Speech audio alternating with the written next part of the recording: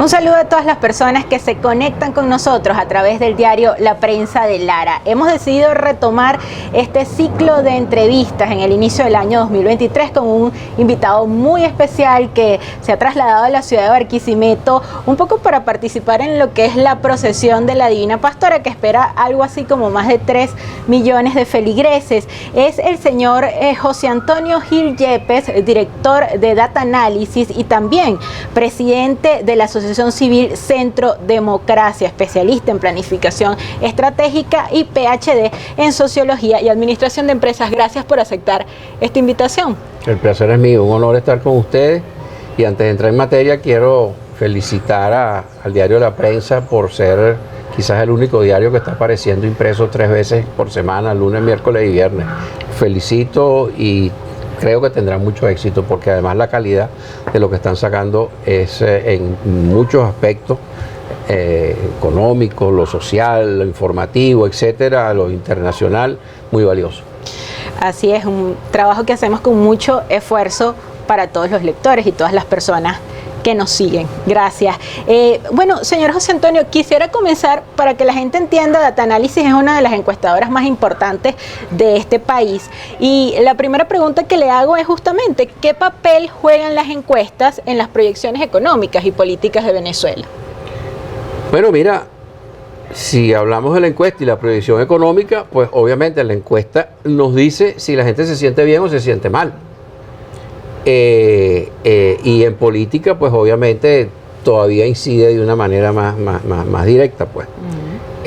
Si la gente se siente bien o mal en la economía, generalmente está vinculado a que haya trabajo, que los sueldos alcancen, que la economía se mueva, y todo eso te va a crear un ambiente de bienestar junto con los servicios públicos.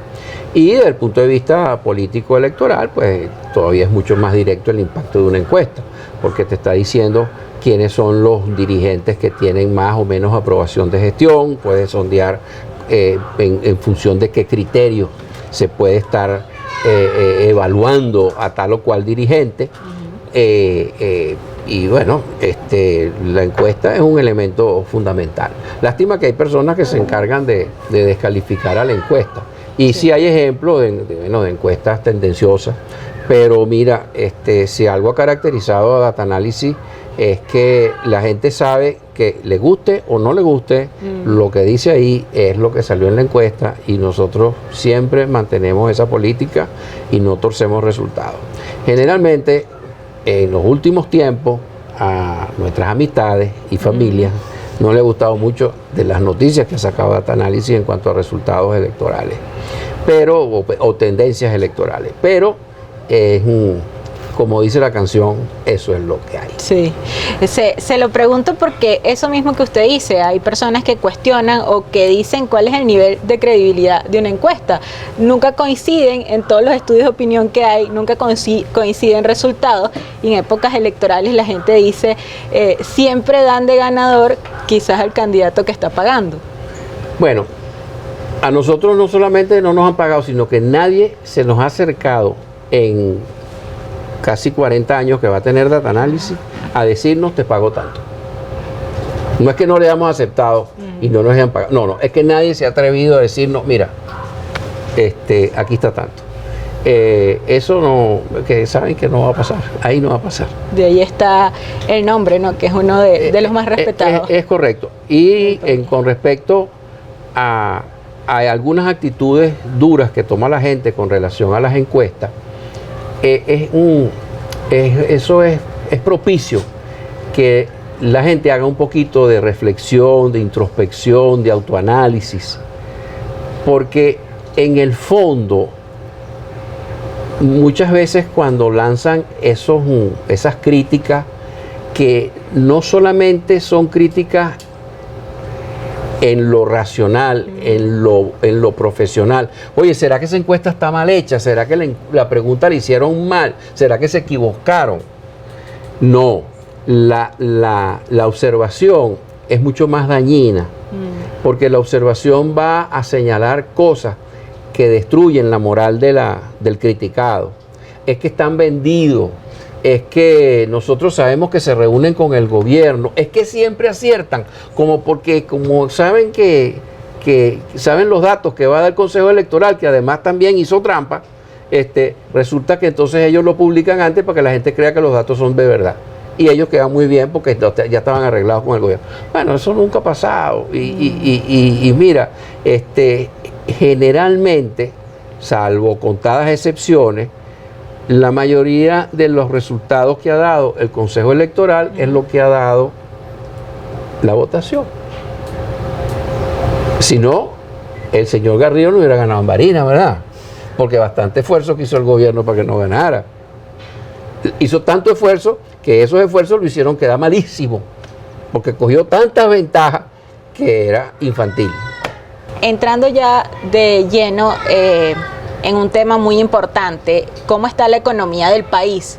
Hace unos días, para el momento en que grabamos esta entrevista, el presidente de la República dio su memoria y cuenta y se dio también el índice de crecimiento del país. Él dice que el país creció 15%, la economía del país creció 15% este año.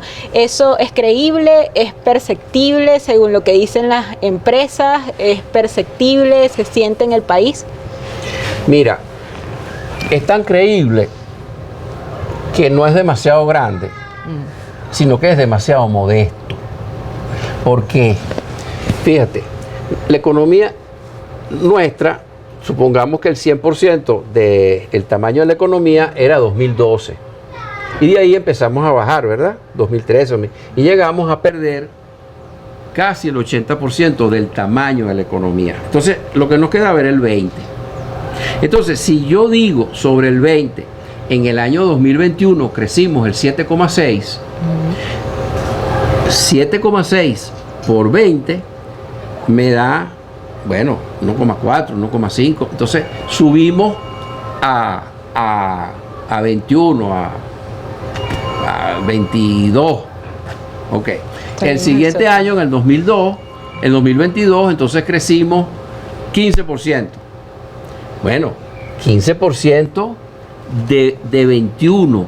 15% de 21 son 3 punticos de todo el tamaño de lo que has perdido. Entonces, más bien la crítica sería lo contrario. No es que me estás mintiendo diciéndome que creciste 15 puntos y que eso es mucho. No, dime cómo hiciste para no crecer más. Porque desde el punto de vista de la técnica económica, la profesión económica, existe un concepto que se llama el rebote estadístico. Y todas las grandes subidas después tienden a bajar. Y todas las grandes bajadas después tienden a subir. En el 2003, con el paro cívico y petrolero, Venezuela perdió el 15% del tamaño de la economía. Y al año siguiente, en el 2004, Venezuela creció el 18%, o sea, creció 3 puntos más. Y ahí eso fue un gran logro. No, si tú tenías las llaves cerradas, y no podías sacar petróleo, pues están las llaves cerradas y las computadoras apagadas. Cuando tú vuelves a abrir la llave, prender la computadora, empiezas a llenar los barcos y a sacar los barcos para afuera. Entonces, ¿cómo haces tú para no recuperar mucho más rápido esos 80 puntos que perdiste? Y a punta de 15 o 20% te va a tomar aproximadamente 15 años regresar al tamaño que tenía la economía en el 2012, que tampoco era una panacea con respecto al potencial enorme que ha tenido Venezuela. Y eso también le preguntaba, porque el gobierno celebra o genera como un gran titular decir que crecimos 15%, pero ¿cómo se desenvolvió la economía durante el año? Hubo un crecimiento mucho más acelerado en los primeros 6 meses que el último semestre del año, sobre todo el último trimestre. ¿Cómo evalúa lo que sucedió en esa curva de la economía? Bueno, porque en el primer semestre todavía tenía más peso las políticas y la credibilidad, la confianza relativa, pero que había generado las medidas del 2019 de no controlar los precios, de permitir la circulación del dólar, acoplar el dólar oficial al dólar paralelo, bajar los aranceles, que los empresarios se metieran la mano en el bolsillo y llenaran los anaqueles, y todo empezó entonces por lo menos a eliminar los bachaqueros y que hubiese abastecimiento.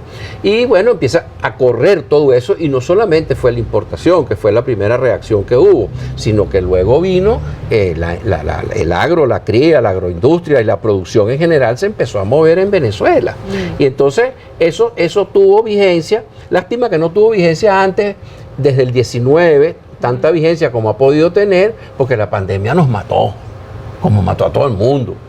Encerró a la gente en sus casas, tuvieron que cerrar las empresas, etcétera. Entonces, bueno, pero ya en el 2021 ya se empezó a cosechar algo, y el 2022, en el primer semestre, fue muy bueno. Pero ¿qué pasó en agosto del 2022?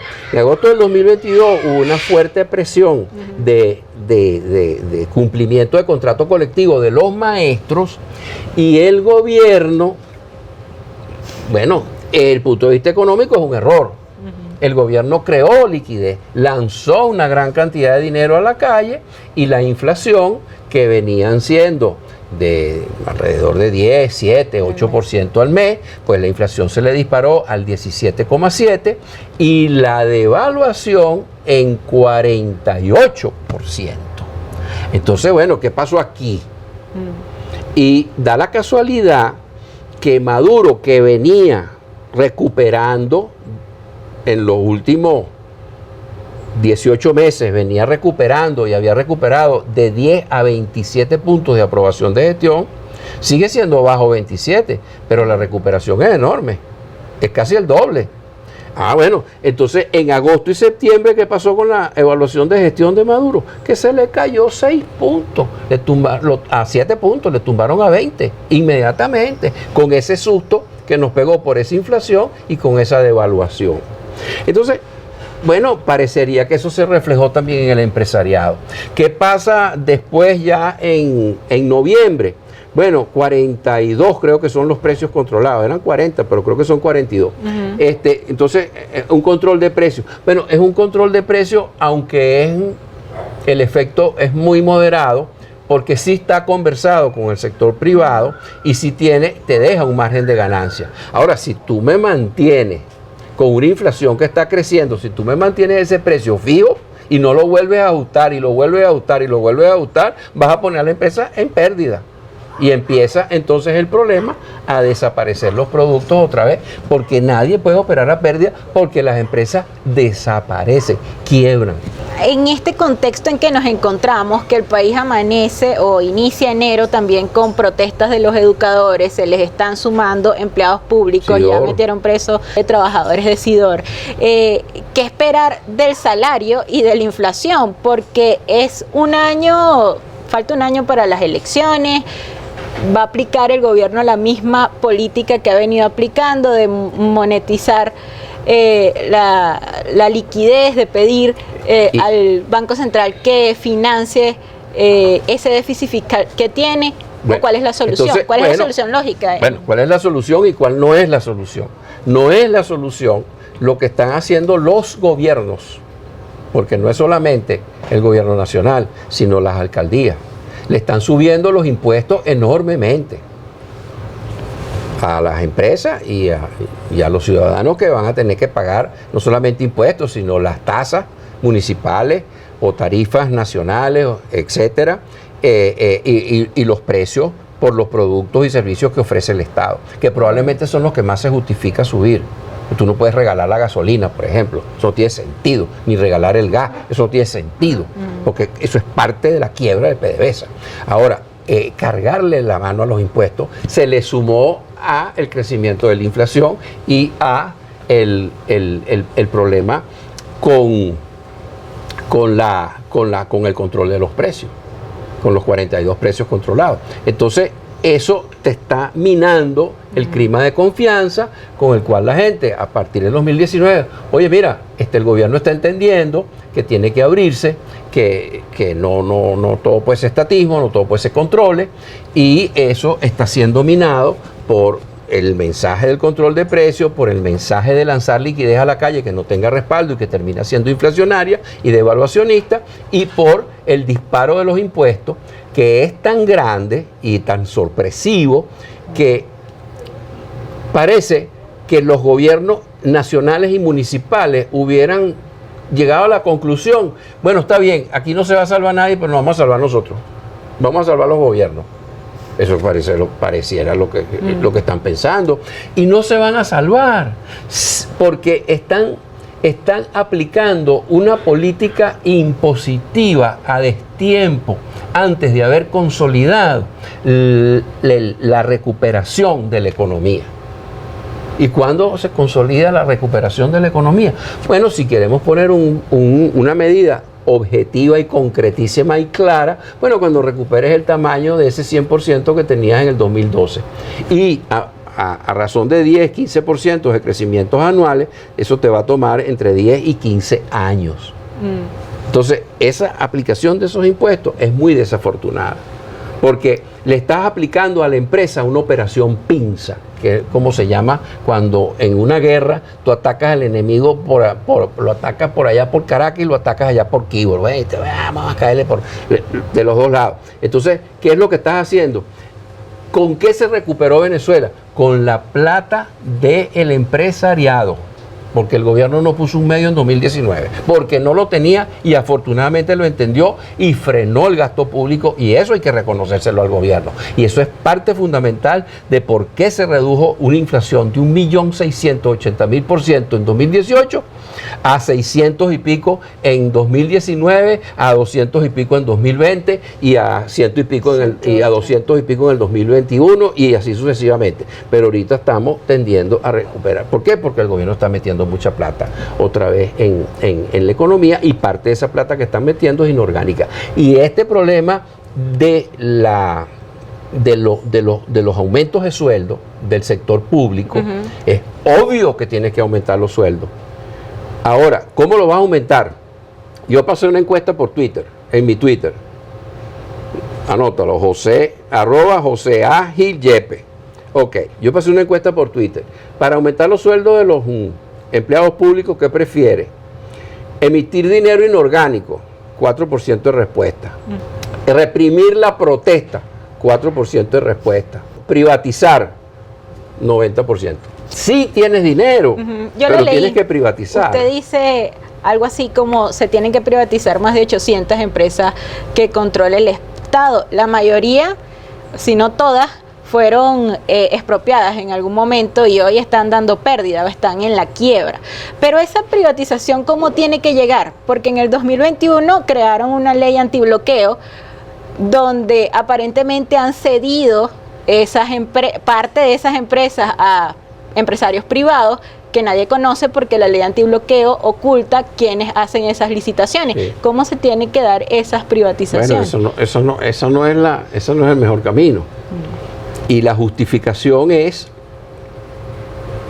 no revelar quién, porque sería sancionado por los Estados Unidos o por otros países que estén aplicando sanciones a Venezuela.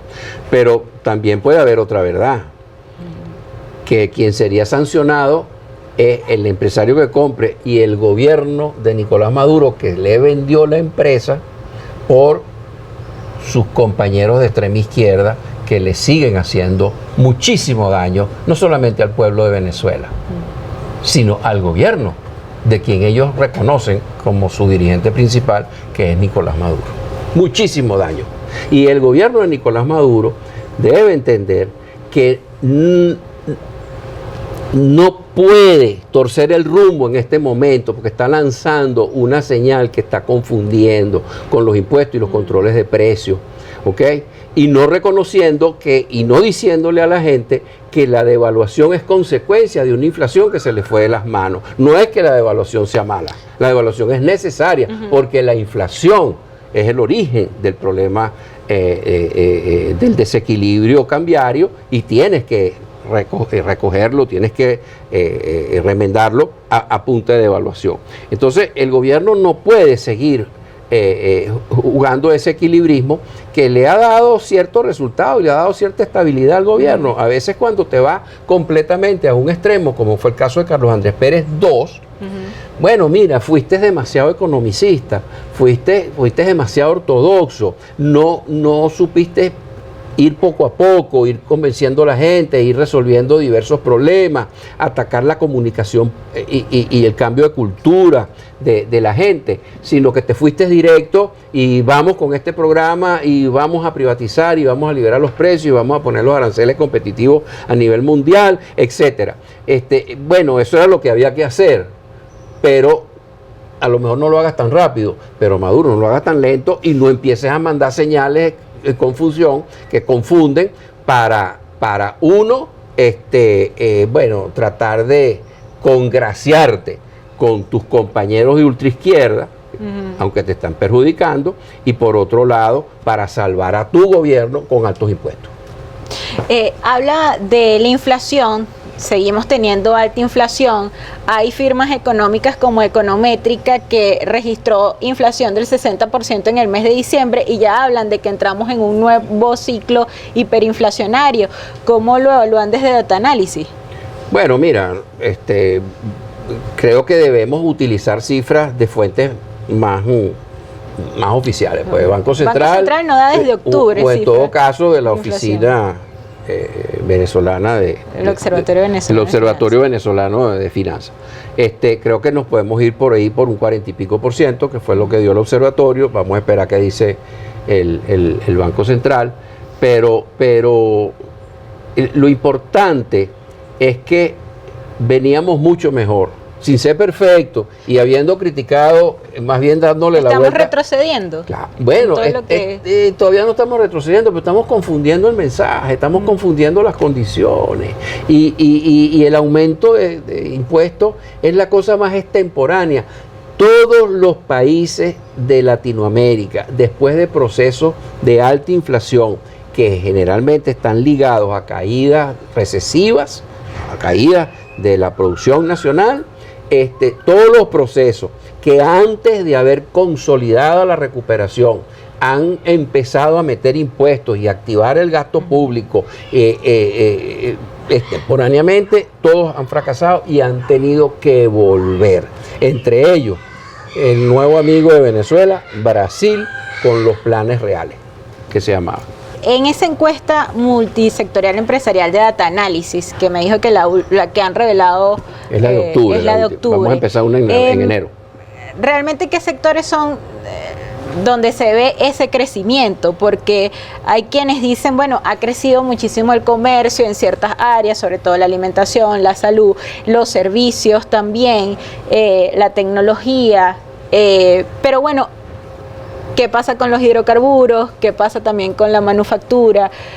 ¿Cómo está el agro que desde el 2020 está registrando cierta recuperación? Sí. En algunas siembras? Por ejemplo, en el ciclo de invierno lo calificó FEAGRO como positivo, un crecimiento alrededor de 20%.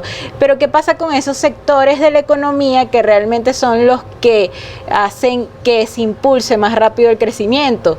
Hidrocarburos, cómo estamos con la parte de la construcción, cómo está incluso la misma manufactura.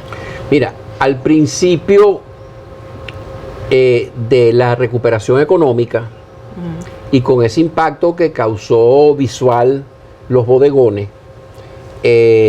los críticos del gobierno decían que eso no era tal crecimiento ni recuperación, que eso era una burbuja.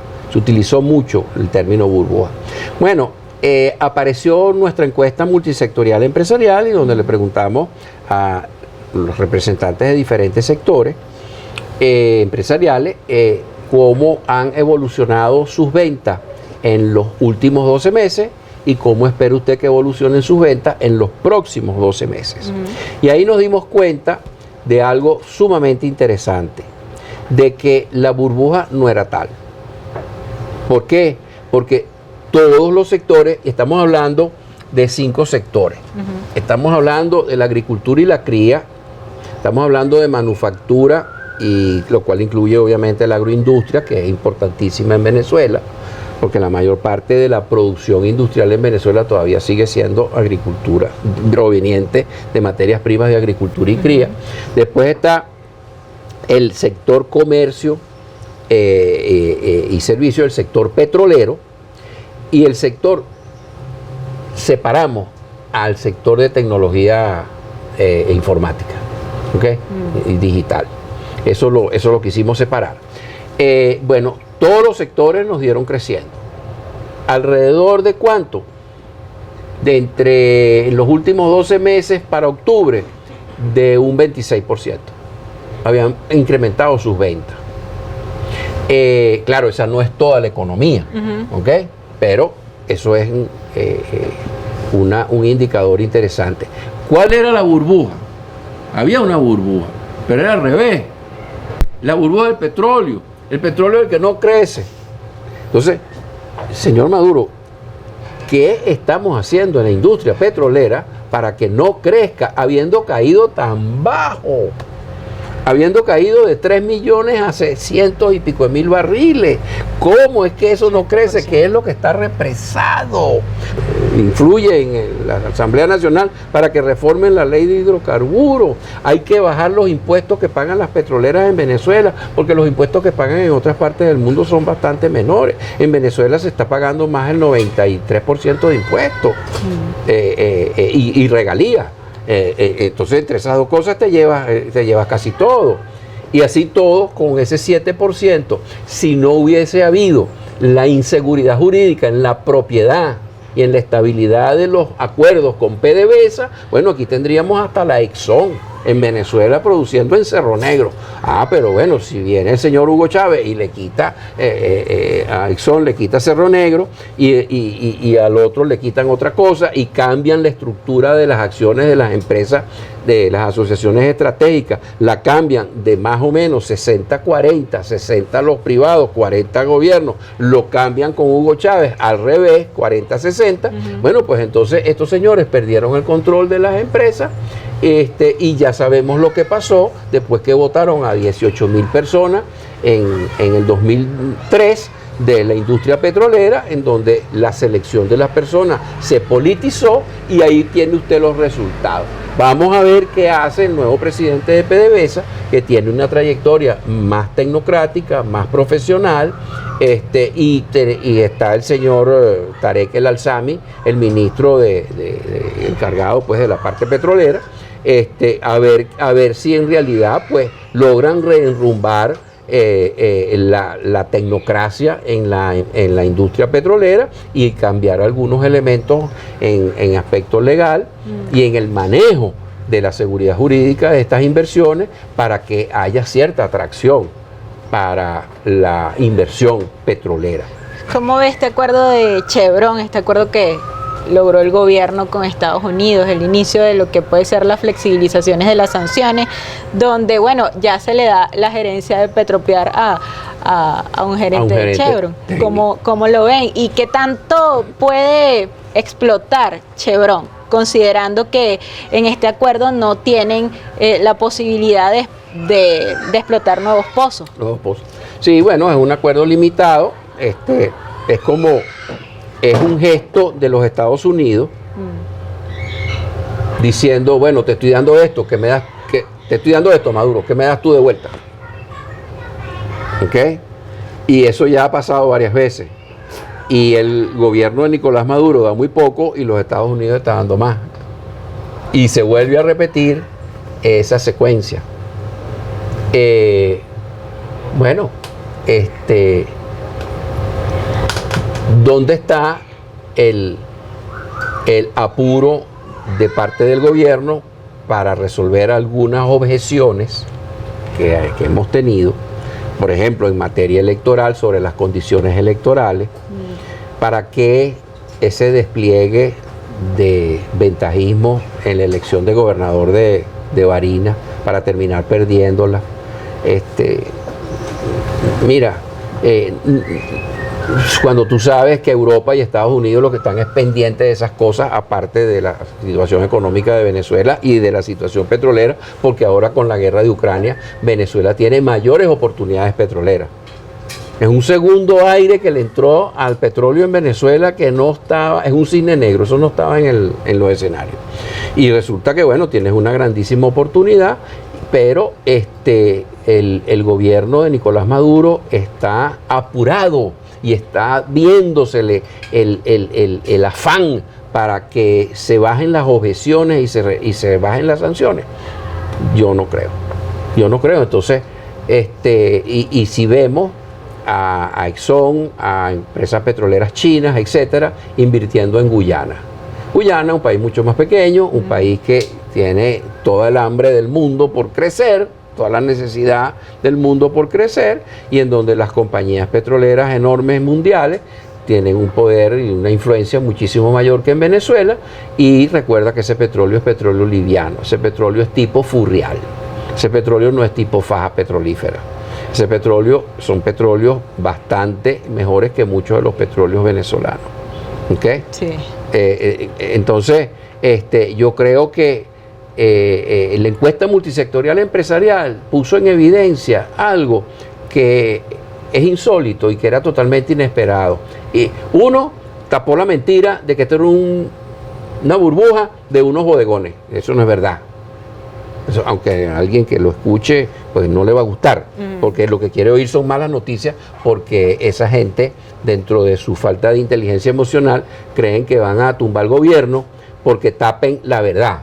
No, tú puedes hacer una buena estrategia con verdades, pero tú no puedes hacer una buena estrategia con mentiras. Y si las cosas se están recuperando, pues se están recuperando. ¿Se están frenando? Se están frenando, pero con verdades. Yo creo que, y la encuesta multisectorial empresarial también puso en evidencia que la burbuja era al revés, era el petróleo, que es lo que más debería cuidar el gobierno. Hablando de esa encuesta, hay una pregunta también que quiero hacerle. Maduro acaba de decir que se le va a permitir a la banca entregar el 30% de las divisas que custodian en crédito. A subir de 10 a 20. De 10 a 20. A 10 a 30.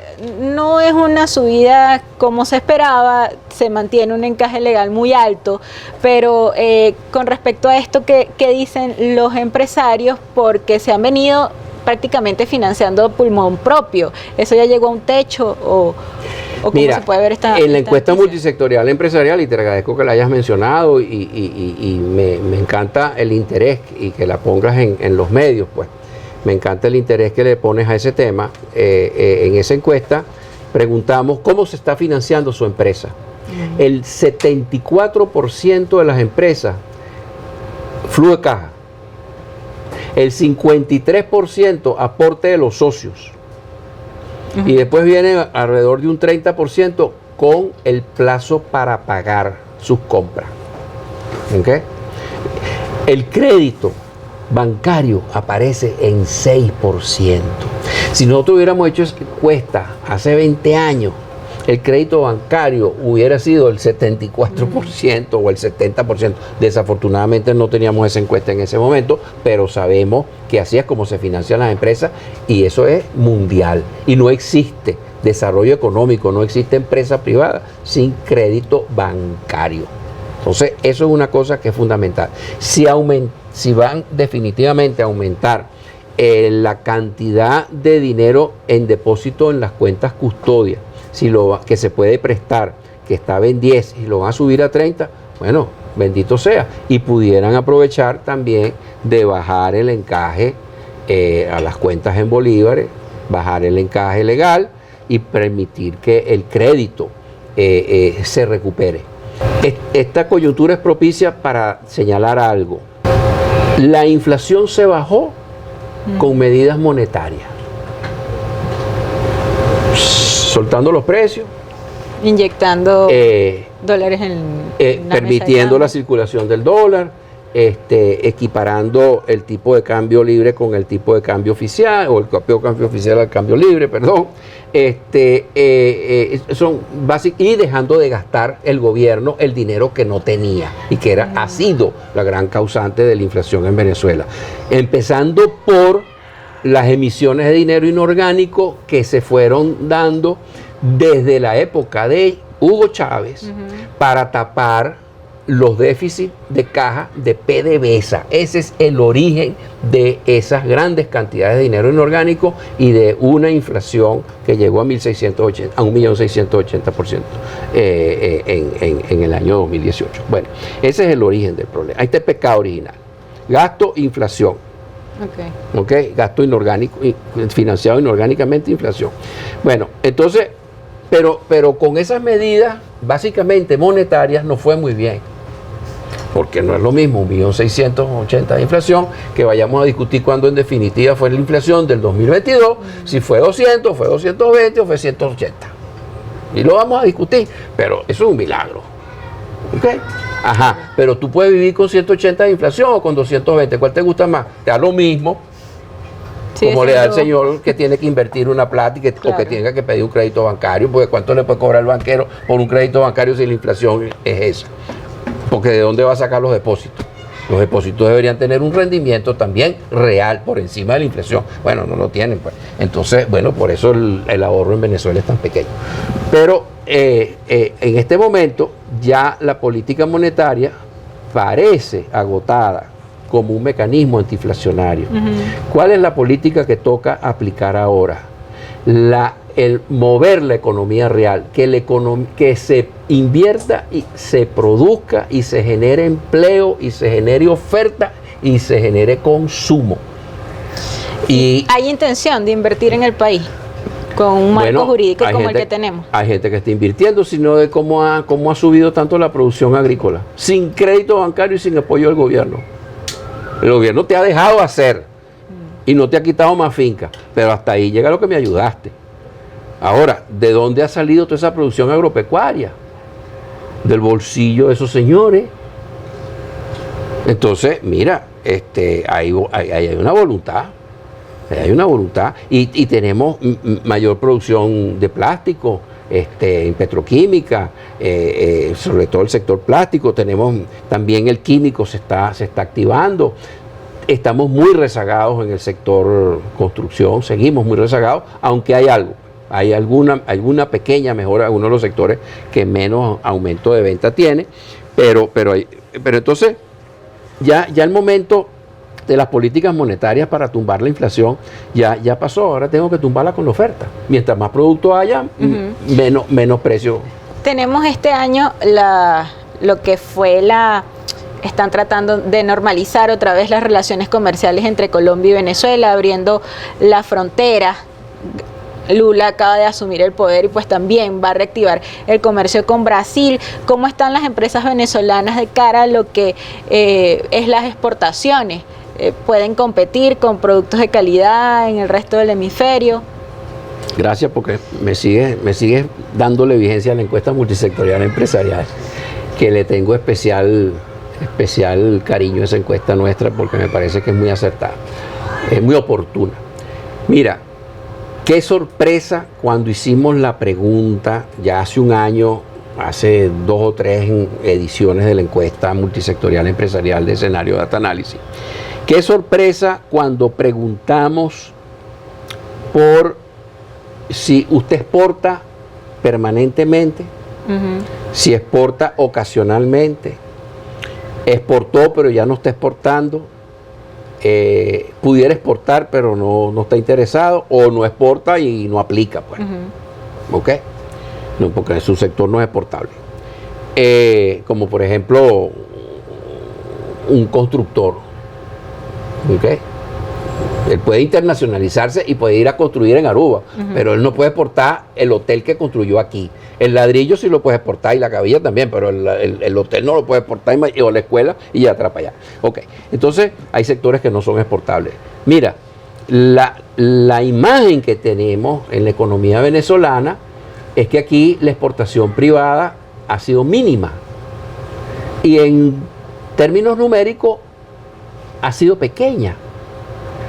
Ajá, pero ¿y cómo es que en la primera encuesta nos salió cerca de un 25% de empresas que estaban exportando permanente u ocasionalmente, y eso bajó un poquito ahora como a 17 puntos? O sea, ¿quién se puede imaginar que el 17% de las empresas en Venezuela exportan. Y cuando lo cruzas por el sector, entonces resulta que todos los sectores exportan. Exportan los agricultores, poco, el 6% permanentemente. Ajá, pero quieren exportar de pasada y ocasional o de no exportadores a exportadores, el 60% de los agricultores. Ahí viene un boom de exportaciones. Lo mismo con la cría. Ahí viene un boom de exportaciones de cría. Y el gobierno hizo muy bien con con permitir las exportaciones del ganado. ¿Por qué? Porque el consumo de carne en Venezuela estaba caído. Y entonces, ¿por qué? Porque la gente no podía pagar el precio de la carne. Ah, bueno, entonces baja el precio, controla el precio de la carne. Ah, bueno, entonces nos quedamos sin carne. Entonces, salvaron los rebaños al permitir la exportación de ese ganado. Eso fue. Ahora, ¿cómo lo hicieron? Bueno, la eterna historia. Mira, hay que dar un permiso especial y el permiso lo da, no nombro, entonces, pero el ministro empuja, pero por allá no lo, pero ahora sí, ahora no, ahora sí, ahora no. Bueno, eso no está bien, eso no es correcto, pero eso ha tenido un efecto fabuloso. ¿Y qué pasa? Que inclusive tú puedes mantener a tus trabajadores, a tus peones en la finca y puedes pagarle mejor porque tú vas también a recibir un mejor precio por ese ganado de exportación. Bueno, entonces resulta que todos los sectores están exportando. Está exportando la manufactura, está exportando el agro de la cría, la agroindustria, por supuesto, está exportando el sector tecnológico informático, porque exportan programas, exportan conocimiento, exportan diseño de programas, o asesoran a empresas desde afuera para montar los sistemas de las organizaciones, empresas, escuelas, hospitales, etcétera, y hasta el comercio, que se supone que es una actividad que básicamente pues no es de exportación, pues hasta el comercio mismo está exportando en menor cantidad que el agro, la cría, la manufactura y que los tecnológicos, pero el comercio también está exportando. Ese es parte, es como la corona sobre ese edificio que tenemos que crear en este momento contra la inflación para lograr abatir definitivamente la inflación con producción, con oferta, no con manipulaciones monetarias. Y bueno, hablando del tema de Colombia y retomando un poco el tema petrolero, algo que también le quería preguntar, Ecopetrol, una petrolera colombiana, pidió permiso a Estados Unidos para ver si puede hacer negocios con Venezuela en esta onda de la Conoco flexibilización y Conoco, y también, bueno, están las petroleras europeas que esperan que le paguen la deuda también. ¿Qué se espera de eso? Sobre todo porque abiertamente se está flexibilizando al gobierno de Nicolás Maduro, que ha logrado conversar más con Estados Unidos que con la misma oposición en un año. Bueno, según lo que se conoce, ha habido varios encuentros de funcionarios de Estados Unidos en este país. Poco destacados. ¿Por qué el presidente de Estados Unidos cambia su política exterior hacia Venezuela, considerando que, bueno, sigue siendo un país señalado de autoritarismo, de violar derechos humanos, que de hecho está siendo investigado por la Corte Penal Internacional? ¿Por qué cambia? Porque se da cuenta de varios efectos que tienen las sanciones. Las sanciones no lograron cambiar el gobierno, ¿verdad? Y otro gobierno sancionado como el de Corea del Norte lo cambiaron, tampoco. Y al señor Fidel Castro lograron sacarlo de él, tampoco. Y al señor Raúl Castro, tampoco. Y al señor Díaz-Canel, tampoco. Entonces, ¿qué es lo que estás haciendo? El propósito fundamental de un sancionado es que o cambia las políticas o cambia él de gobierno. Y en estos casos graves, lo que quieren cambiar son los gobiernos, incluyendo la intención de cambiar al gobierno de Venezuela, sobre todo en términos de Trump, de Donald Trump. Ok, ahí estás muerto. Segundo, ya no lograste el objetivo político. ¿Qué impacto económico tuviste? Bueno, arruinaste a esos países. Bueno, perdón, Venezuela venía arruinándose con las pésimas políticas de Hugo Chávez y las peores políticas de Nicolás Maduro. ¿Ok? Hasta el 2019. Que Maduro cae en cuenta de que con los controles no va a ir a ninguna parte. Ok. Entonces, pero la sanción contribuye con hacerle un grave daño económico a las personas y a las empresas, al país, no a los políticos. Ok. Y tercero, y es lo peor de la sanción, ¿qué hiciste, papadito? Le regalaste el patio de tu casa a unos señores que viven por allá a miles de kilómetros de distancia, que llaman los rusos y los chinos. Le regalaste el patio, porque tú te fuiste del patio de tu casa y se lo dejaste a unos extranjeros, a unos extraños, a unas personas con otras culturas completamente distintas, llenas de gobiernos autoritarios. ¿Qué hiciste, Donald Trump?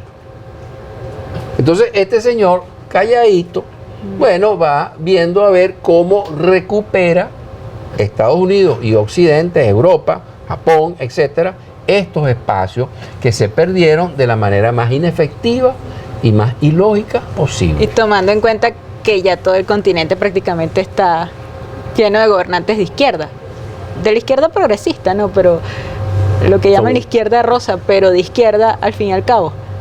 Bueno, pero con eso, ¿qué ha logrado Maduro? O sea este reconocimiento... el mensaje es que todas estas cuestiones de resolver el problema petrolero van a continuar. O sea, el regreso de estas empresas de los países de Occidente va a continuar. Rusia no tiene oxígeno en este momento para poder invertir en Venezuela, y China ha desarrollado mucha desconfianza hacia la palabra del gobierno de Venezuela.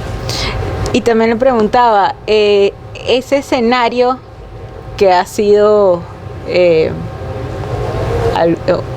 una medida de suerte para el gobierno de Estado de Venezuela, la guerra de Ucrania, pero ese escenario, este acercamiento con Estados Unidos, el hecho de que tengas a un Gustavo Petro y un Lula ahora visitándote, activando relaciones, Nicolás Maduro, con esto que también ya no existe el gobierno interino, ¿tiene más legitimidad hoy?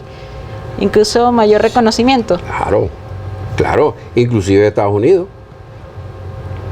Porque en el fondo, mira, Estados Unidos está incrementando su presencia en Venezuela. Está Chevron y vendrá Conoco y otras, y los proveedores de servicios para las empresas petroleras, como Schlumberger y estas, bueno, todo eso está en marcha. Entonces, y si todos estos gobiernos se han tornado de esta izquierda rosa, como tú muy bien dijiste, bueno, estos van a tener cierto acercamiento y cierto reconocimiento. Y eso, por otro lado, también tiene cosas muy buenas, como por ejemplo el regreso de Venezuela a la Comunidad Andina de Naciones, a lo que era el Pacto Andino, el Pacto de Cartagena, el Acuerdo de Cartagena. Eso viene. Se reincorporará con Mercosur. Ahí habrá algunos ajustes que hacer, porque por ejemplo el código arancelario del Acuerdo de Cartagena o de la Comunidad Andina de Naciones no es exactamente igual al del Mercosur. Los primeros 6 dígitos de la clasificación universal coinciden, pero los últimos dígitos para indicar si este producto es A o es B, esos últimos dígitos no coinciden. Entonces ahí vamos a tener alguna cosa que ajustar. Pero yo creo que, bueno, Venezuela se está moviendo en esa dirección. ¿Y eso le da oxígeno a Nicolás Maduro? Sí. Y nosotros, si no le dan oxígeno a Nicolás Maduro va a dejar de ser presidente de Venezuela. Bueno, eso no depende de que hayan o que se haya aislado Nicolás Maduro o que haya sido sancionado ese cambio de gobierno. Ese cambio de gobierno depende de la articulación, de la unidad y de la calidad de los candidatos que presente la oposición. Entonces, y ahí quería llegar. Usted hablaba, Nicolás Maduro tiene 27% de aceptación, ¿no? Decía... Bajó a 20 y después en noviembre volvió a subir, en la encuesta última de diciembre volvió a subir a 26. ¿Cómo está el PSUV? El PSUV se está recuperando también, ha subido de 12 a 17. Y de cara del lado de la oposición, hay varios dirigentes, Juan Guaidó, María Corina, el que Enrique estaba Capriles, de primero, Rosales. está de primero como candidato presidencial con mayor intención de voto, es Manuel Rosales, el gobernador del Zulia, el gran dirigente de Un Nuevo Tiempo. Cuando tú preguntas por esta lista de candidatos, los muy seguros los que dicen que es muy seguro que van a votar, cruza. ¿Por quién votarías? Por muy seguro que voy a votar, puede que vote, puede que no vote, definitivamente no voy a votar. Los muy seguros son los que generalmente votan. Entonces los muy seguros en este momento están alrededor de 37%. De esos 37% que dicen muy seguro que van a votar, ¿cómo se distribuyen esos votos? Manuel Rosales ahí tiene el 42% de los votos. En esa lista le sigue María Corina. En otra pregunta que hicimos, y no lo ha dicho todavía que va a ser candidato, pero hicimos una pregunta en donde aparecía el Conde del Guácharo. El Conde del Guácharo aparecía de segundo después de Manuel Rosales. No, que el Conde del Guácharo es un cómico. Volodymyr Zelensky es un cómico. Eso le da una pista al Conde del Guácharo. Y ya el Conde del Guácharo jugó un papel interesante en la historia electoral venezolana cuando en el 2006 no se ponían de acuerdo quién era el candidato, si era Manuel Rosales o era Julio Borges. El Conde del Guácharo apareció con una campaña fundamentalmente basada en el ingenio comunicacional. Él utilizó un mecanismo comunicacional muy interesante que consiste en montarse en el tema del contrario y darle una solución sorpresa diferente. ¿Okay? Por ejemplo, en esa época estaba el gobierno de Hugo Chávez comprando armas y comprando armas en Rusia. Bueno, entonces, ¿qué dice el Conde del Guácharo? En vez de aviones y cañones, vamos a comprar libros y a construir escuelas. Y con eso puso a correr a la oposición para definitivamente escoger un candidato presidencial. Él jugó un papel interesante porque estaba pasando el tiempo. ¿No? Porque hoy también es un dirigente opositor. Bueno, ustedes lo ponen en una encuesta, pero todavía no ha dicho si va a ser candidato. No. Es independiente. Hasta creo que creó en alguna ocasión su propio partido. Sí, básicamente independiente. Eso, y el partido que tenga puede ser una cosa muy incipiente, pues, muy básicamente él, pues. No tiene una trayectoria ni unos cuadros. Entonces, eso ahí sí estaría débil. Pero fíjate qué interesante es la combinación de una figura fresca, una figura no contaminada por los temas de la política y la discusión de la ineficiencia de la política, de la corrupción, de los conflictos entre los políticos, y por otro lado, con una excelente capacidad comunicacional, que es lo que ha demostrado el señor Zelensky en Ucrania, pues, en donde los Estados Unidos, en el momento que explota la guerra, le dicen, mire, si quiere lo vamos a buscar para que se venga. No, yo lo que necesito es que me mande armas. Bueno, imagínate tú con el impacto que tiene ese mensaje.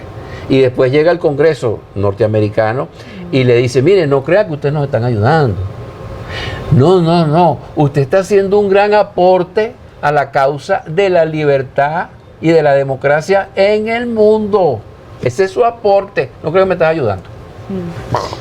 Pero, y ya para ir finalizando la entrevista, ¿habla usted de una posibilidad de que la gente se puede ir en un escenario por un independiente o por una tercera vía, que no venga de los partidos políticos? Y esto se lo pregunto porque los expertos dicen que hay una crisis en los partidos políticos, sobre todo oposición, con la última decisión que tomaron de eliminar el gobierno interino, que se vio mayor fracturado el denominado G4, ahora llaman un G3, donde incluso la vocería de la oposición o de la denominada Plataforma Unitaria o de la Asamblea Nacional 2015, pues queda en manos de 3 diputadas en el exilio.